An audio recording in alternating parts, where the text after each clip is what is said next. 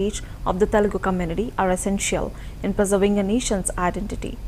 Pawan Kalyan's Ugadi message, cultural significance, states that the Pawan Kalyan highlighted the importance of traditions, customs and art forms in keeping the Telugu culture alive. He wished for the Sri Vishwavasu Ugadi to bring abundance and happiness to every Telugu household, symbolizing a mix of joys and hardships as represented by Ugadi Pachadi.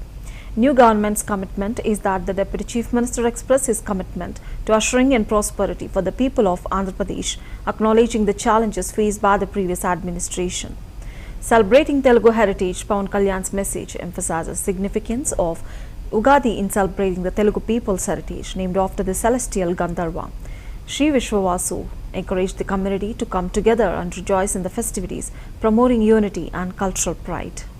పల్లె పండుగ విజయవంతం ఏంటంటే ఒక బలమైన ముఖ్యమంత్రి అనుభవశీలులైన ముఖ్యమంత్రి ఉంటే ఎంత బలంగా చేయాలో నాలాంటి వాడు నేర్చుకుంటాడు. ఎప్పుడు ఒక సీనియర్స్ దగ్గర మనకంటే అనుభవజ్ఞుల దగ్గర తీసుకుంటాం, మనకంటే అనుభవజ్ఞుల దగ్గర నేర్చుకోవడానికి నేను ఎప్పుడు సంసిద్ధంగా ఉన్నాను. సో అలాంటి కర్నూలు జిల్లా పల్లె పండుగలో భాగంగా చేపడుతున్న ఈ కార్యక్రమాల్లో మొదటి స్థానంలో మన కర్నూలు జిల్లా ఉంది.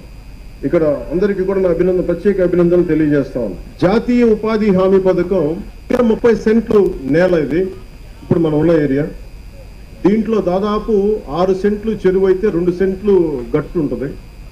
సో దీనికి మొన్న గౌరవ శాసనసభ్యులు చాలాసార్లు మీకు ఎవరైనా సరే గత ప్రభుత్వంలో జాతీయ ఉపాధి హామీ పథకం ఎంత గొప్పది అనేది ఎవరికి తెలియజేయలేదు, ఎవరు లబ్ధి పొందుతారో తెలియదు. ఈ రోజు నేను మీకు పరిచయం చేయదలుచుకున్నా.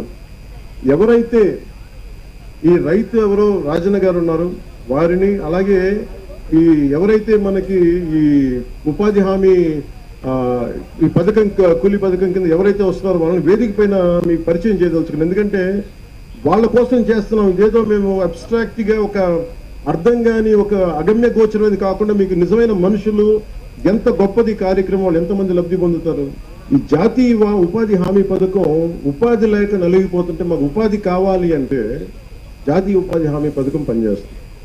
ఇప్పుడు దాకా మీకు ఎంతమంది వివరించారో నాకు తెలియదు, కానీ నేను మీకు వివరిస్తున్నాను. ఎవరైనా సరే నాకు ఉపాధి లేదు, బతుకు ఆధారం లేదు అని కలెక్టర్ గారికి కానీ చెప్పుకుంటే మనకి కనీసం బతకడానికి వచ్చే డబ్బు ఈ ఉపాధి హామీ పథకం ద్వారా